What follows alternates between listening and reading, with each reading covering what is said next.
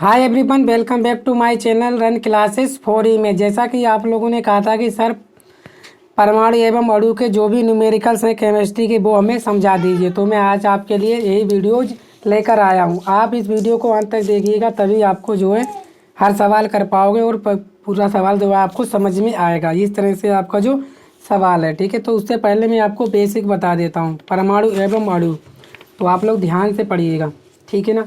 अगर आपसे पूछ ले ग्राम अणुभार क्या होता है, तो ग्राम अणुभार होता है यदि किसी अणुभार को ग्राम में दर्शाया जाए तो उसे ग्राम अणुभार कहते हैं। तो ये आप लोग जानते हो। जैसे H2O का आपको अणुभार पूछ ले, या परमाणु अणुभार ही परमाणु भार होता है, तो क्या होता है वन। हाइड्रोजन का परमाणु क्रमांक वन होता है। इसका जो है दो क्या है, दो। ये है परमाणु संख्या कितनी है, दो। तो कितना हो गया, दो एकम दो। ऑक्सीजन का परमाणु द्रव्यमान, ऑक्सीजन का परमाणु क्रमांक कितना होता है, ऑक्सीजन का परमाणु क्रमांक होता है 8। परमाणु द्रव्यमान क्या हो जाएगा, 2 गुना, है कि नहीं। तो कितना हो जाएगा आपका 16। तो इस प्रकार जो है हाइड्रोजन यानी जल का जो है आपका अणुभार कितना आ गया आपका 18 म्यू, ठीक है ना। अणुभार आ गया। H2O का अणुभार ये आ गया। अब इसका H2O का ग्राम अणुभार निकाला जाए तो क्या लिख लोगे, 18 ग्राम। तो यहाँ पे म्यू की जगह क्या आ जाता है, ग्राम आ जाता है, ठीक है। बहुत सिंपल सा, आगे हम ग्राम लगाते हैं तो वही आपका क्या बन जाता है, ग्राम बन जाता है। ये चीज़ आप याद रखना। ग्राम अणुभार को ग्राम अणु या मोल भी कहते हैं। ये बात समझ में आ गई। ये क्या था आपका अणुभार था, म्यू क्या अणुभार है, निकालते हैं हम लोग। और ग्राम अणु और मोल भी कहते हैं किसको, हम लोग अणुभार को। इतनी बात समझ में आ गई। तो नोट पॉइंट करके आप याद रखिएगा, किसी भी पदार्थ के 1 ग्राम में अणुओं की संख्या समान होती है, ठीक है। अगर कोई पदार्थ है, मान लीजिए हीलियम है या नाइट्रोजन है, मतलब जो भी आपका एलिमेंट हो सकता है या पदार्थ हो सकता है, अणुओं की संख्या क्या होती है आपकी, समान होती है। इस संख्या को आवोगाद्रो संख्या कहते हैं, ठीक है। यानी कि एक निश्चित कर दिया। ऐसे आपके पीरियोडिक टेबल में 118 तत्व हैं। 118 तत्व का आप क्या याद थोड़ी रख पाओगे, तो इसीलिए इसको एक ही नाम दे दिया गया, क्या, आवोगाद्रो संख्या। अगर किसी भी आपको जो है निकालना है, ठीक है ना। तो इस तरह से आप लोग आवोगाद्रो संख्या के बोलते हैं। कितने होते हैं, एक मोल अणु या परमाणुओं की संख्या कितनी होती है, इसमें 6.022 गुणा 10 की पावर 23 होती है, ठीक है। इतना ही होता है, इतना आप याद रखना। अब हम चलते हैं आपके सवालों की तरफ। तो उससे पहले आप लोग ये सूत्र देख लीजिए, ठीक है। सूत्र देखोगे, ग्राम भार दिया हो और क्या हो, मोल निकालना हो। इस तरह से आपका स्ट्रक्चर है, ध्यान से समझ लीजिएगा। मैं आपको एक बार समझाने की कोशिश कर रहा हूँ। अगर आपको ग्राम में भार दिया हो और आपसे पूछ ले कि मोल बताइए, तो हमेशा क्या करोगे, मोल निकालने के लिए आप करोगे ग्राम में भार बटे परमाणु भार, यानी परमाणु भार से क्या कर दोगे आप लोग, भाग कर दोगे। अगर आपको क्या दिया हो, मोल दिया हो और क्या निकालना हो, ग्राम निकालना हो, तो क्या करोगे आप लोग, ठीक है ना। तो क्या करोगे, ग्राम गुणा परमाणु भार कर दोगे, ठीक है। ग्राम और परमाणु भार की क्या कर दोगे आप लोग, गुणा। परमाणु भार को आप लोग द्रव्यमान भी बोलते हो, अणुभार भी बोलते हो, या आयन भार। ये तीनों चारों चीज़ें हम लोग बोलते हैं। तो देख लीजिए यहाँ पे क्या है, ठीक है। इसी प्रकार आपको मोल में क्या निकालना, परमाणुओं की संख्या। परमाणुओं की संख्या को हम लोग बोलते हैं कणों की संख्या। तो अगर परमाणुओं की संख्या निकालनी है तो आप क्या करोगे, मोल करोगे और गुणा आवोगाद्रो संख्या से गुणा कर दोगे। जितने भी मोल होंगे आपके और आवोगाद्रो संख्या से क्या कर दोगे, गुणा कर दोगे। मैं पूरी कोशिश कर रहा हूँ आपको समझाने की, बस आप लोग समझने की कोशिश कीजिएगा, ठीक है। इतनी सी बात आपको समझ में आ गई। अब ध्यान से देखिएगा, मैंने यही शॉर्ट टर्म में निकला। अगर आपको मोलों की संख्या निकालनी है ना, तो कैसे निकालोगे, ग्राम में भार, यही तो समझाया, बटे परमाणु भार, यही तो हमने समझाया था। अगर आपको मोलों की संख्या निकालनी हो तो क्या करोगे, ग्राम में भार बटे परमाणु भार। परमाणु भार को हम लोग बोलते हैं अणुभार भी बोलते हैं, आयन भार। ये तीनों एक ही चीज़ें होती हैं, ये बातें आप याद रखना।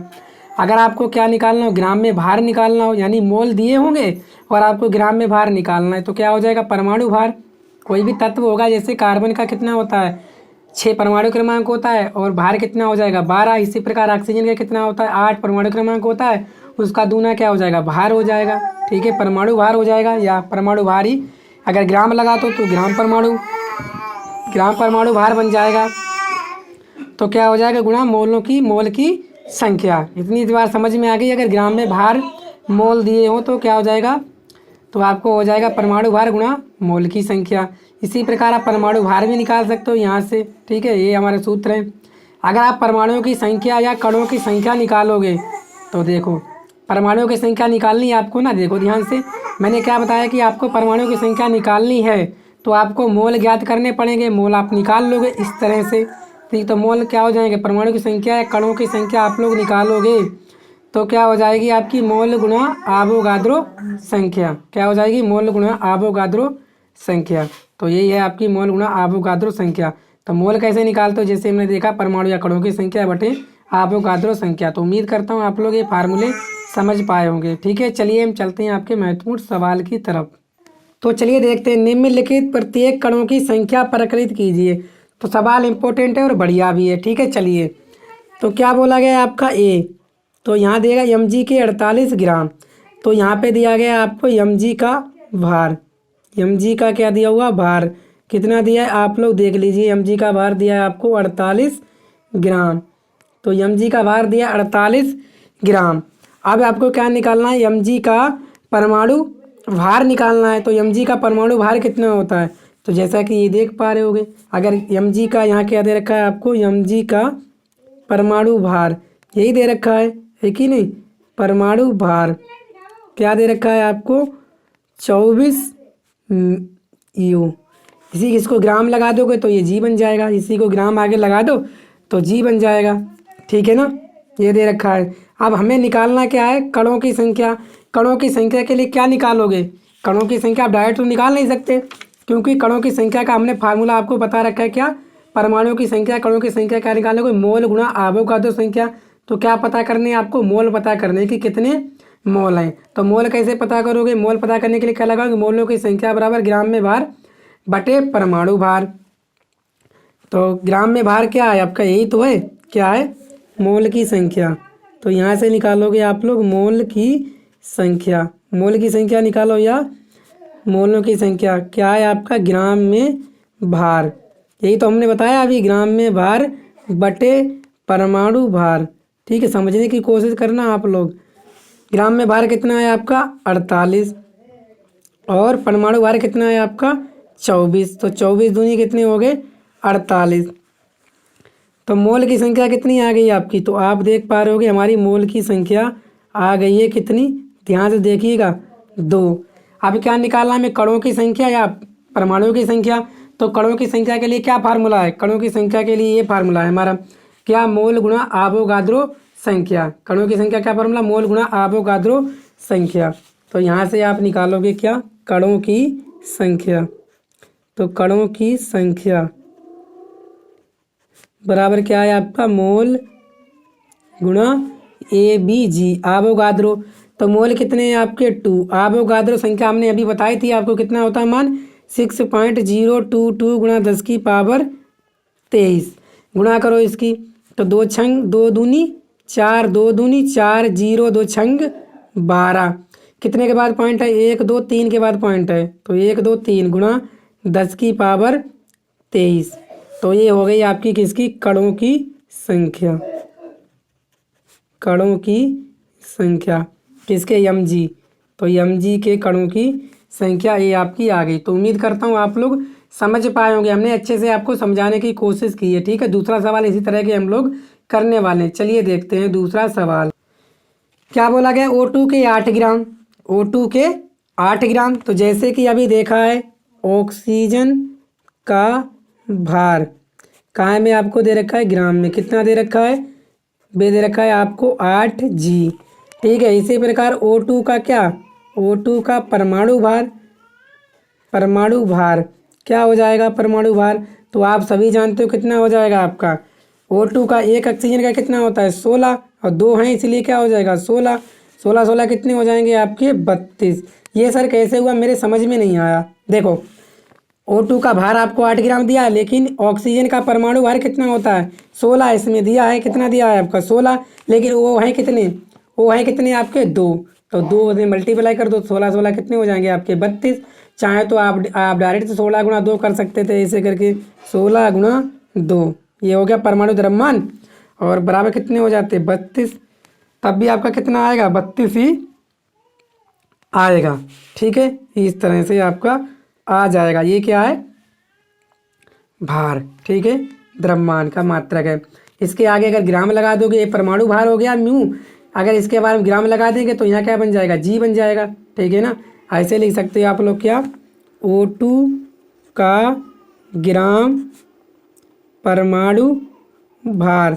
जैसा कि मैंने आपको समझाया, मैं आपको PDF इसकी दे दूंगा।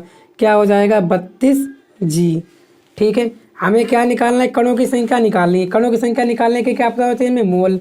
तो मोल की संख्या कैसे निकालते हैं हम लोग, अभी हमने बताया है। मोल की संख्या क्या होगी, ग्राम में भार, ग्राम में भार बटे ग्राम परमाणु भार या खाली परमाणु भार।